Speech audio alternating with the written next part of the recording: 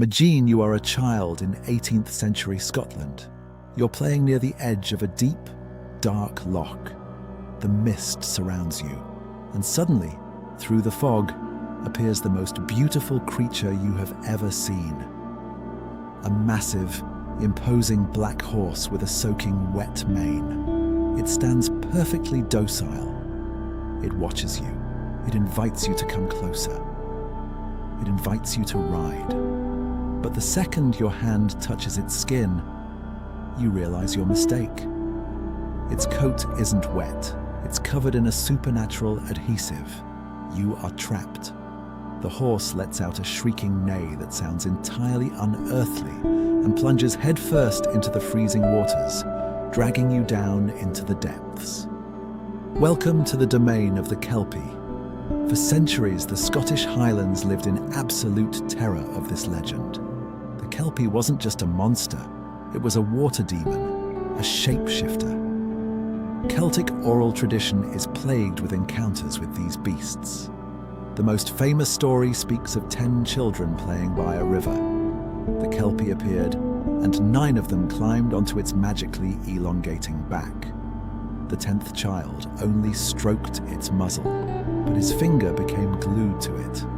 To avoid being dragged into the abyss with his friends, the child had to amputate his own finger with a pocket knife.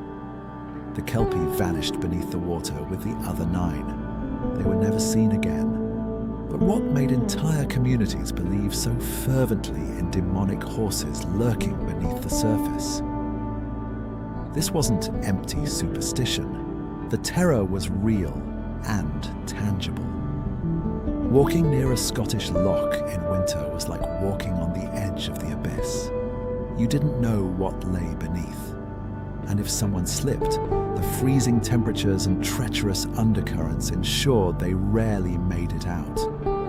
It was a hostile nature, a world where the water constantly claimed lives. And human beings have a profound need to put a face to the thing that destroys them. What real human fear created the Kelpie? Modern folklorists don't point to a single cause, but to a complex web of social and emotional needs. A predominant theory suggests that the Kelpie is one of the most brilliant pieces of social architecture and risk prevention ever invented. In an era where child drowning was a leading cause of mortality, parents needed to keep their children away from the water. But telling a child the water is dangerous rarely works. A child doesn't comprehend the invisible force of an undercurrent.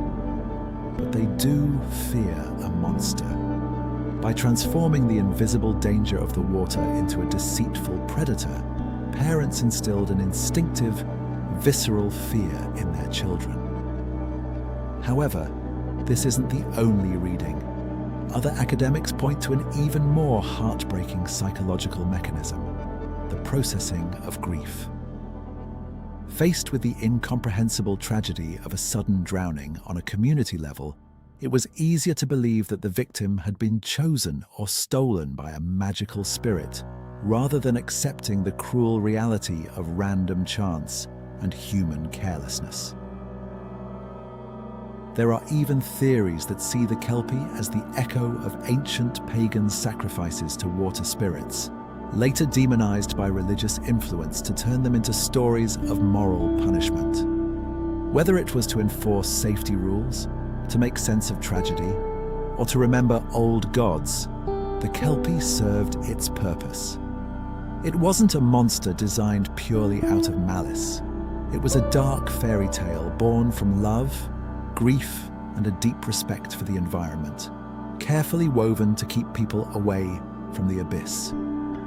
It is, at the end of the day, the grief of a community, disguised as a nightmare. These are the monsters we made.